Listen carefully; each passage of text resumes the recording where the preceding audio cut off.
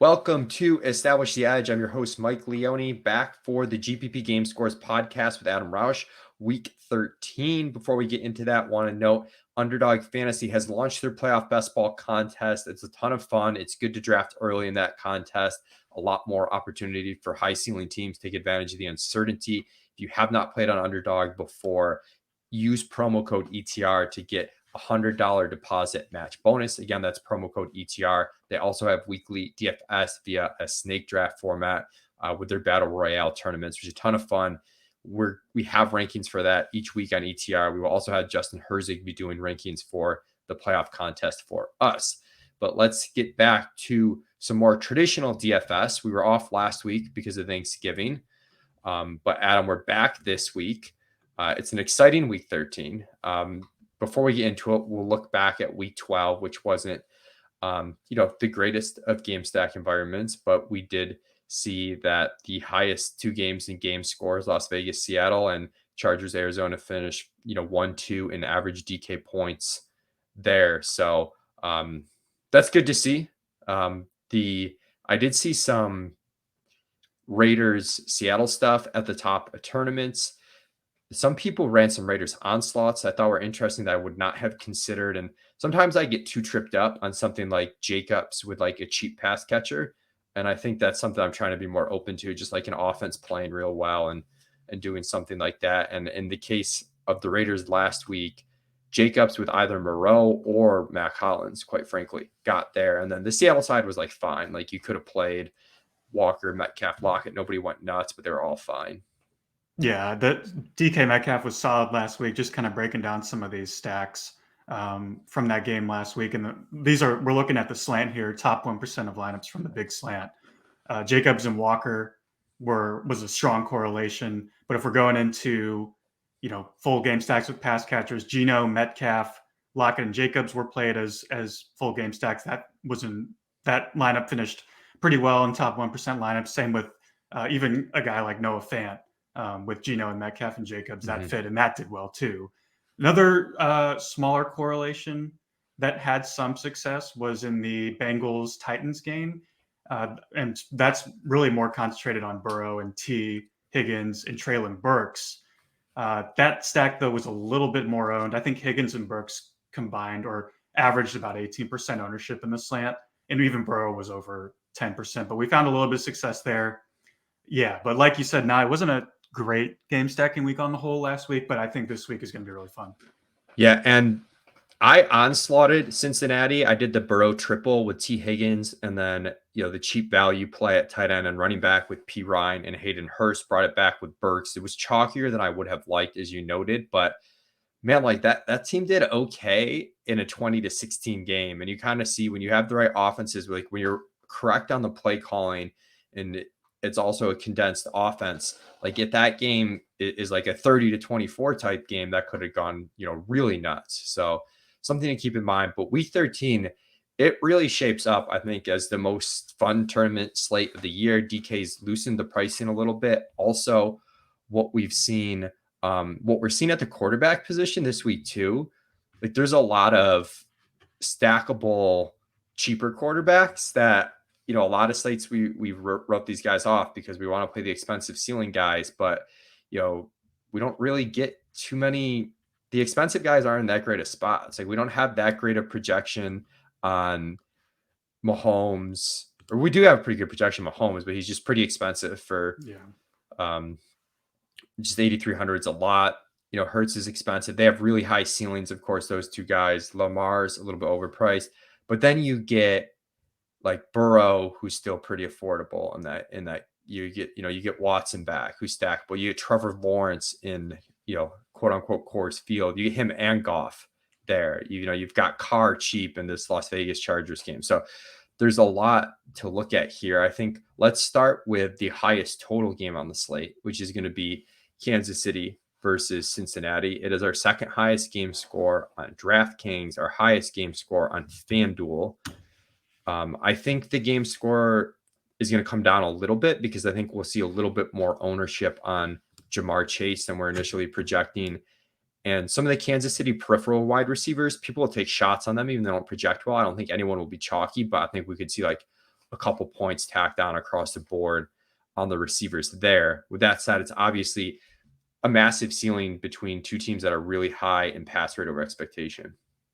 Yeah, and unfortunately, I wish the pricing on the quarterbacks were a little bit looser with Mahomes, and even with Burrow. It's kind of hard to build with Burrow too. If you want to play Jamar Chase, if you want to play T. Higgins, if you want to play Kelsey, which are obviously the elite plays here, kind of leaves you with a little bit of a bind on salary for the remainder of your lineup.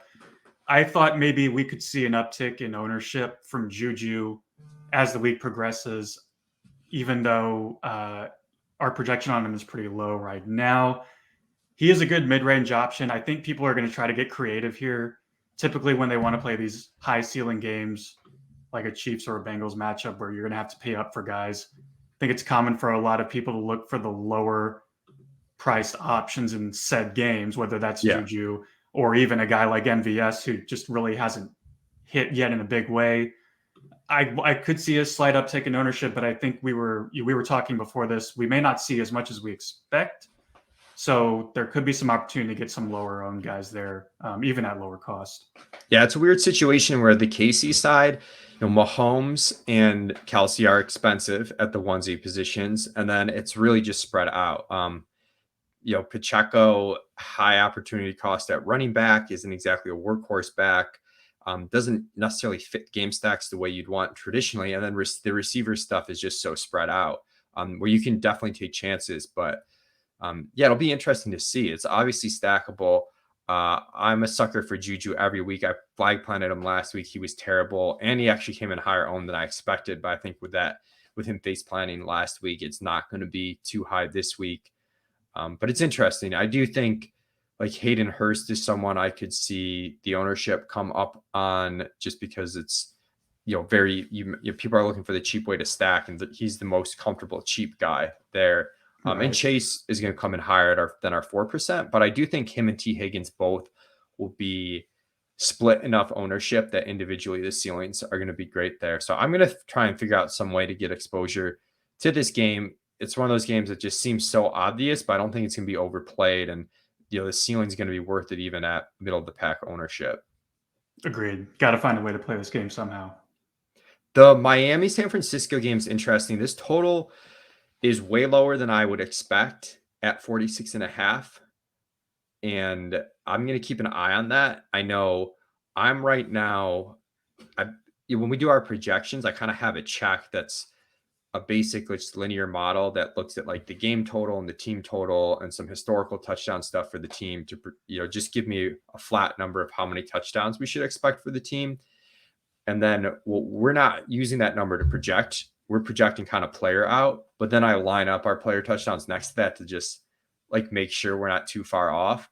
And Miami is the team we're most over projecting in terms of touchdowns right now. And that's because in large part, I'm just looking at this Tua projection that we had, and it just seems so crazy low relative to the other quarterbacks, given what we've seen.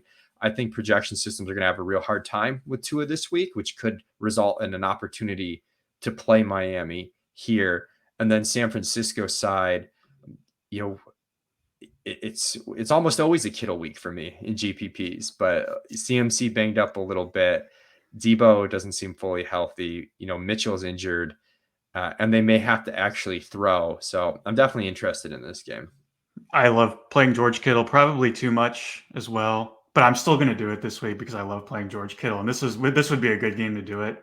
Debo is projecting a little bit chalky on FanDuel, but on DraftKings, I think he's coming in lower. Every week. And the nice thing about San Francisco is none of these guys outside of McCaffrey are going to get too up there in price. You can play kind of a mid-range option like Ayuk, or you can play Kittle at 5K. And outside of the running game, I think we can kind of identify where those targets are going to go. We're just relying on kind of average passing volume from Jimmy G. Again, I think go ahead. I was like, we can double Jimmy on DraftKings. Possible this week. It's definitely possible. And I think some people will try to do it just because of his salary is so cheap there. And it's a good way to get into the game, especially if you want to play Tyreek or Waddle on the other side, because you're going to have to eat some salary there. So you're kind of saving using Jimmy, you could do like a Jimmy with Kittle, come back with Tyreek, or come back with Waddle. I think that's really viable. Total is a little bit lower at 46.5. Dolphins are on the road. Don't know how much of a difference that's really going to make. Their offense is humming right now, and they sat the majority of their offense last week in the fourth quarter, I believe, because they just got out so far ahead against Houston. Yeah, this is one where I will be in my head tacking on a couple points to the ceiling projection on the Miami guys. I feel like because of the Vegas total of this game that it's just really hard, to quantify the upside here. So it's a bit of an I know better, but I'm pretty in on this game. And if you played a Jimmy doubles, you could bring it. I mean, you could maybe bring it back with 2 Miami guys. We'll keep an eye on the Mostert, Jeff Wilson health stuff throughout the week, but Jeff Wilson revenge game could be the double revenge game narrative at RB. Oh, we got that's right. Mostert and Wilson if they play. Mostert and Wilson. I think Wilson last week was just like cramps. And I could see a situation where, okay, he fouls his massive chalk last week, and now Mostert's back this week. Everybody's off him. And I still think he's like kind of firmly ahead of Mostert. Like, I think he's an interesting play this week, like going back. I don't think we have Mostert in right now, though. It sounds like he's trending towards playing. So that's something to keep an eye on. Okay. If Wilson does get the lion's share of the work this week, and that's another way to kind of plug a position that is often hard to plug in on stacks, is that kind of mid-range price RB. Because you don't necessarily have to. I think I have the tendency, and I'm sure other people do as well. We've talked about this before, where you want to build stacks with quarterbacks with ceiling, which are often a little higher price, and you want to attack the good receivers. And if you want to play Kelsey, or if you want to play Andrews, you're often left kind of picking between the 5.5K or even 6K running backs. You're looking for that running back that's in that price range that may go overlooked. That's a decent value. Wilson is a little bit above that range for me on DraftKings, but I think he could fit in well to plug in that RB2 position on DK if you want to fit him into a stack. I don't mind it. Yeah, and again, I'll just point out the Kittle stuff. It seems hard for him to get too owned this week unless we just get a ton of steam. Njoku has missed practice two weeks in a row. Not to jump around, but just looking at tight end, if he does play, like he looks chalky. Moreau finally did well. He looks chalky. Frymuth looks chalky. I don't see Kittle getting played as much as he should, and we've said that before. But I'm just really excited about that this week. Let's go to Detroit Jacksonville. So this is the game I think will be most popular, and that's why in our game scores, it's just short of the green shaded games. There's just no way this doesn't carry a ton of ownership. The ETN stuff is a bit of a question mark. Obviously, he hurts his foot that he had injured last year, and that's scary. They say he's fine and he's going to play. If he's like full workload, he's the best running back value on the entire slate, and it's not close, and he's massive chalk. Probably the concerns on health is going to keep him from being massive chalk, but we just had Zay Jones have a huge game. Christian Kirk, I mean, this game's in Detroit. Those guys are the mid-tier receivers that we want to play on DK. Like, I mean, those guys are going to be owned. Amon-Ra, perpetually underpriced. It's just unbelievable. FanDuel and DraftKings, we have him projected for high ownership. This game's going to get played a lot, Adam. So it's tough for me to know what to do here. Part of me wants to kind of fade this game a little bit, because I think it's going to get overplayed on a week where there's a lot of interesting spots. There's because a lot of the mid-range values here, especially for Jacksonville, are projecting for chalk. It's kind of hard to even go back. I mean, you could go back and look at Detroit's projected ownership right now, and outside of Amon-Ra, it's all pretty low. But I just don't know who you could comfortably put into a stack with Amon-Ra or with any of the Jags on the other side. Like maybe, the running back carousel in Detroit seems to be really hard to predict. DeAndre Swift had a usage bump last week, nearly got in the end zone like twice. Jamal Williams doesn't have a pass catch role, maybe more viable on FanDuel. But if he's getting a lot of the work, then it kind of diminishes from the passing game. DJ Chark, it doesn't scream at me that this is a game that we can create a lot of separation with, even though these are affordable quarterbacks to stack with, and it's a pace-up game. I kind of agree with you. We need a little bit more ownership discount on the Jags side, particularly if we want to get excited about this. Yeah, I do the gross play on Jacksonville, but the leverage play is like Marvin Jones Jr., who no one's going to want to play, but he's cheaper than Zay Jones, and the ownership gap is going to be too wide, even though it's an absolutely gross play. But if I was stacking, I think I'd want him included in some way. What's interesting, I think, is a lot of games this week, like you can do double bringbacks, whatever side you're stacking. If you do decide to stack this game, you want to play into the ownership, you can do double bringbacks. I think Chark's interesting on Detroit side. So I guess if you were getting unique, it would be these cheap, high risk but high reward receivers that can get down the field is the way I would do it. Swift is always like Swift and Jamal Williams always have better ceilings than I think, again, can be really quantified. Jamal Williams's touchdown goal line role, it's really hard to project that. And then Swift still sees some high value touches if he ever plays a lot, but there's definitely room to play, two skill players on each side of this game. I might make some lineups this week. Honestly, that's like, I did this with my onslaught of Cincinnati last week. Was the other side of it was just Miami, Houston. I literally had 8 skill players from 2 games total. I might have some teams like that this week where it's like I'm just playing 2 games. Just hope you get the combos right. Yeah, because I think there's some really huge ceilings in these games. The nice thing about Detroit and Jacksonville is you're going to be able to save. You're just be able to save across the board.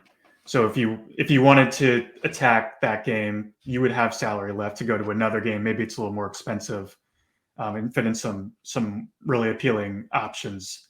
So it's viable. I'm definitely interested in this game.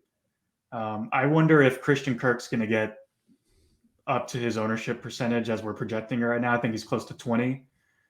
I think I don't know what you think, but I think it could come in maybe a little lower than that.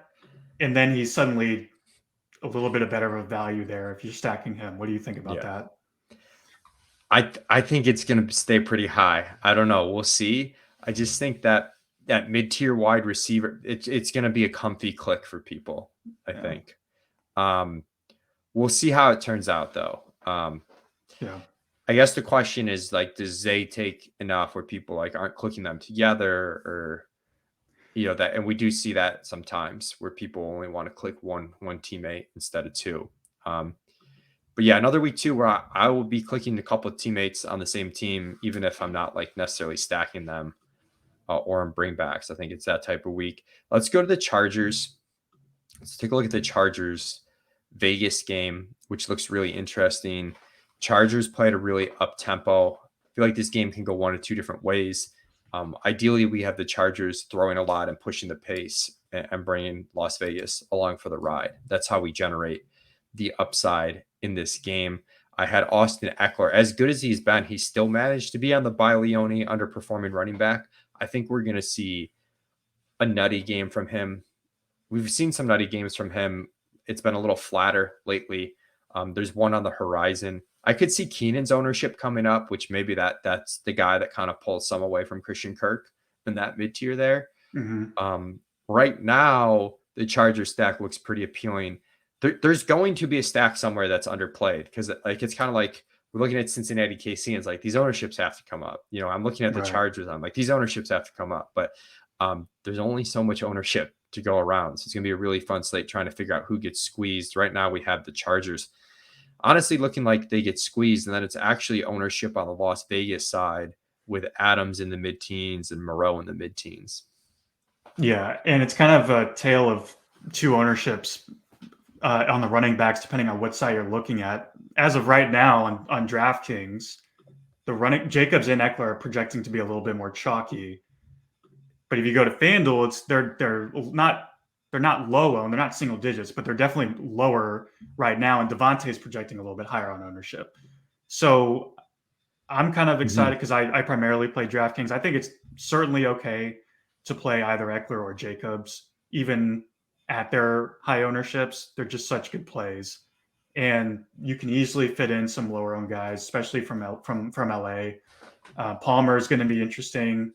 I think even if you really, this may be a little bit of a gross play as well, but DeAndre Carter's 3,900, and without Mike Williams in there, he's going to provide you a lot of salary relief.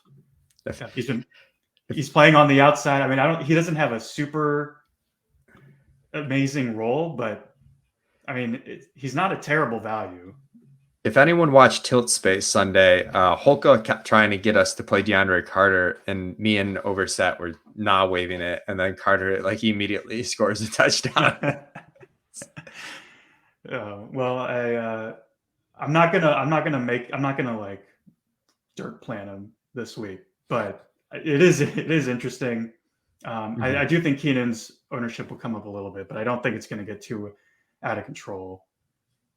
But yeah, I think there's lots of different ways we can look at this game.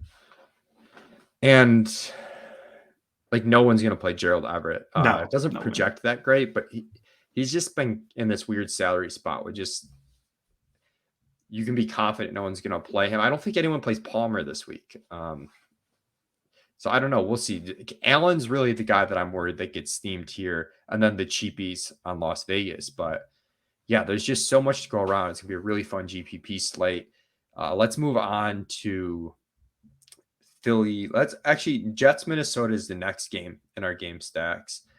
And we'll see where the final projections come in at. But we think that the final stats from last week was a little bit deceiving because the game poured in the second half and the Jets were nursing a massive lead. So Mike White only ended up with 28 attempts, but they came out throwing early and very successfully.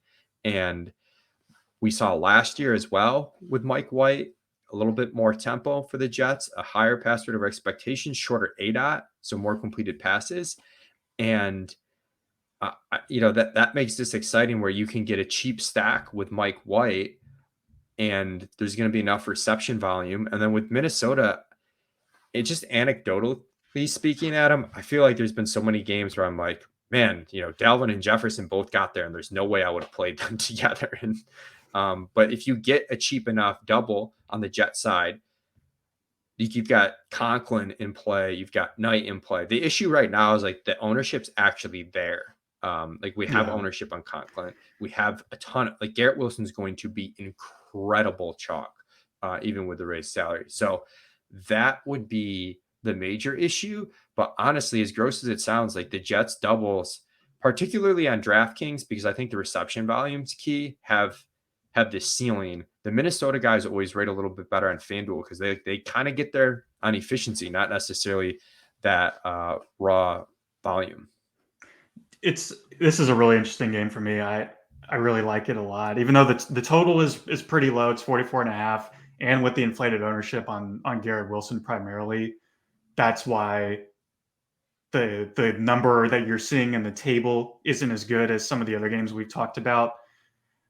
A thing that's kind of been running through my mind, Mike, Garrett Wilson is going to get, he's just incredible chalk this week, 30+% ownership.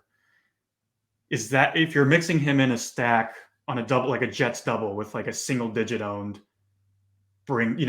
Jets receiver or a tight end, and you bring in Mike White, who maybe comes in single owned too. Maybe you bring back with a single digit owned Viking. Does the chalk ownership there hurt you in a game stack if your product ownership is being spread out that thin, despite getting 30% on Wilson? Does that hurt you or help you? I think the product ownership is what you want to focus on. And when I'm stacking, and CSU Rams hit on this in Wake and Rake this past week, I'm a little bit less concerned about playing the chalky players. I'd as I mentioned, that Jacksonville-Detroit game, find a guy to get unique within that stack. But if there's a really good play, if I'm stacking Mike White, I'm playing Garrett Wilson, and I might play someone with him. Conklin is more on the border, right? Do I want to play chalky Conklin, or can I play, Corey Davis, with my double to get, but like I'm playing Garrett Wilson, and Yeah, I'm I think so probably, too. if I'm playing Garrett Wilson this week, I'm probably playing him in stacks and not playing him outside of stacks. Like that's when I don't want to play him is outside of stacks. So Yeah. I'm good with eating good chalk values in a correlated fashion and then just figuring out how to get unique around it. Right. Yeah, I think I totally agree with you 100% on that note right there. If you're playing Garrett Wilson, play him in a stack and don't play him solo. If you're looking for a one-off, a cheap one-off or a one-off that not a lot of people are going to be on, then I think it's okay to kind of look for a guy outside of Garrett Wilson, just because you're not really getting anything by playing a one-off Garrett Wilson at 30+%. Let's look. I mean, those are there's one other game that we have kind of outlined, which is, but there's a few others we can kind of just talk about briefly. But the other one we've outlined is Philly, Tennessee, which another game that I feel like I like a little bit better than the total, a la this Jets, Minnesota, and the Miami, San Francisco game. Tennessee forces people to throw a little bit more. They're just a better team to attack via the air than they are on the ground, which hopefully gives a bit more upside. And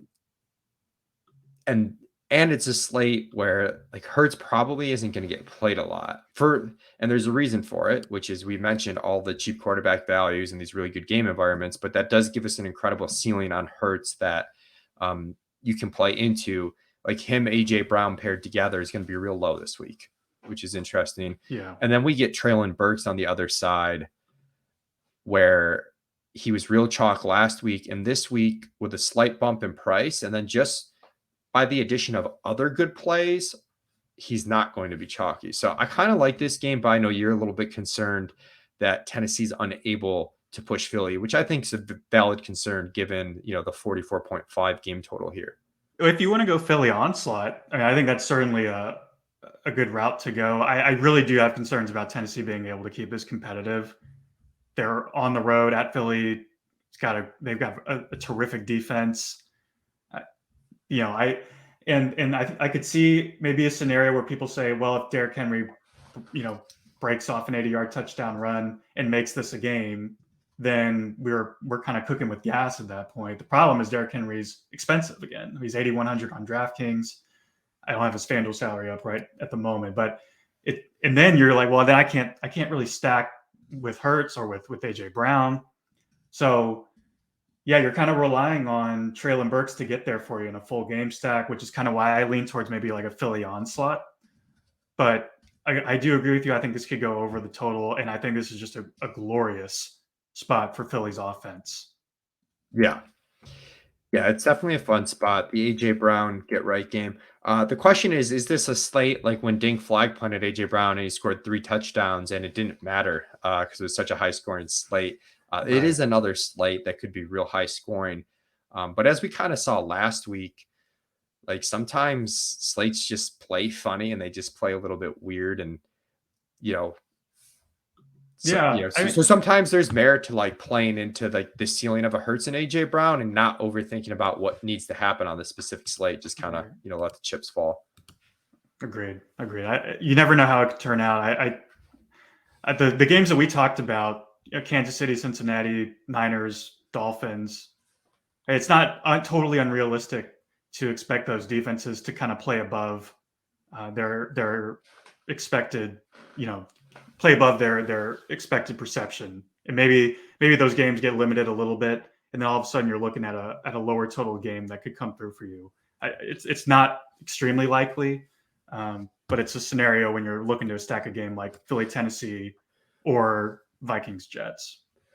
The other stuff that's somewhat interesting to me this week, I wish Russell Wilson wasn't so terrible because Lamar Andrews is going to be like 1% this week. And I feel like I have to play it, but I don't. I might just play solo Andrews. Honestly, that's something Dink had talked about and established a million. Like, not stacking that game at all, just playing solo Andrews. So the Cleveland Houston game, we get the revenge game on both sides with Watson making his return. We don't know what the Cleveland play calling is going to look like. Houston side, we get Dameon Pierce at a pretty good price tag. I don't like playing Dameon Pierce into chalk, but so that's an ownership that I could see it going either way as the week, slides on. He's just, people don't want to play him, but he's so cheap. Like, he's too cheap. Yeah. So, and then I don't know if I can do it with the Houston pass catchers. Kyle Allen was so terrible.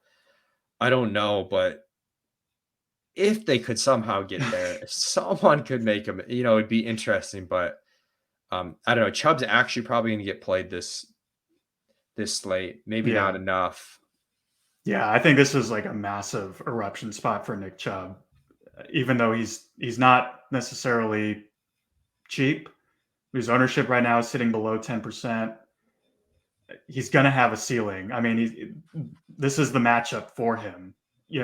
I could see a scenario and I know we have a pretty good projection on Watson right now. I could see a scenario where if they're trying to ease him into things, even though it's against Houston, they're still on the road. Like, could maybe get Chubb more involved in the running game, try to get him set up really nicely. It's a great matchup. Cleveland is easy to build a stack with in terms of salary. But we already talked about Njoku. His ownership could be pretty chalky. That worries me a little bit. I never really like playing chalky tight ends. Yeah. So, and then I don't know. Houston making it competitive. It is a lot to ask for. People automatically think of Pierce. I think some people still want to cling on to whatever Brandon Cooks brought to the table last year. Raise his hand. Yeah, and it's just, quite frankly, it's really hard, especially on a slate like this. It's really hard for me to get behind that. Yeah, no, that's fair. All right, really fun slate we're shaping up for. We do usually do our version of flag plants for anyone who hasn't listened to this before. Establish a Million, of course, the premium DFS show Dink and I do. We flag plant our favorite GPP play. Adam and I do a dirt plant, which is like a gross stack concept, basically. And I thought I'm changing. You can go to your dirt plant first. I think I might change mine. Oh, okay. All right. Well, I'm going to go with Corey Davis in a Jets-Vikings stack.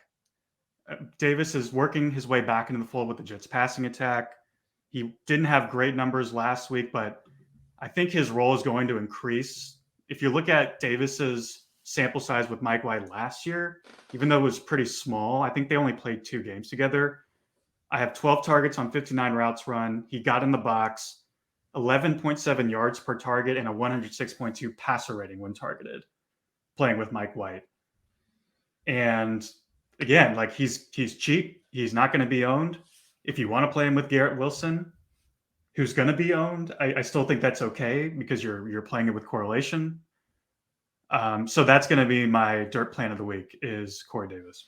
Yeah, my initial dirt plant was Mike White, but then I kind of saw like the Jets stuff might be chalkier overall. Adam's got the route to not having that be chalky with getting that low on Corey Davis. So that double there is pretty nice with Davis and Wilson. Maybe cut out the Conklin. Maybe you triple it. Can you triple Mike White? I don't know. Is there enough pass volume? It's possible. Anything is possible with Mike White. They were legitimately going to throw like 40 plus the one game last year with Mike White. Yeah. So like, I don't know.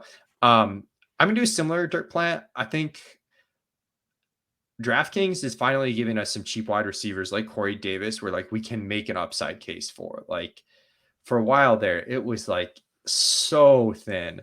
So the one I'll make the upside case for is DJ Chark, who, came back on a short week last week after his return to injury, played a lot more, found the box. I think with the long layoff and just so much opportunity cost this slate, he's out of people's minds. He's not going to be played a lot. But again, if we want to get unique in some of these game environments that are going to be a little bit chalky, the best way to do it is to throw in a cheap wide receiver that gets there. So similar play to the Corey Davis play, but in that Jacksonville-Detroit game, I'll go DJ Chark. Love it. All right. Thank you for tuning in, everybody. We'll be back again next week on Thursday night. You can catch me on the premium Establish the Run show for DFS subscribers with Drew Dinkmeyer at 8:30 a.m. this Saturday, special time. We're trying to get that show in and concluded prior to the start of the USA soccer game. So check us out. Thanks, everybody.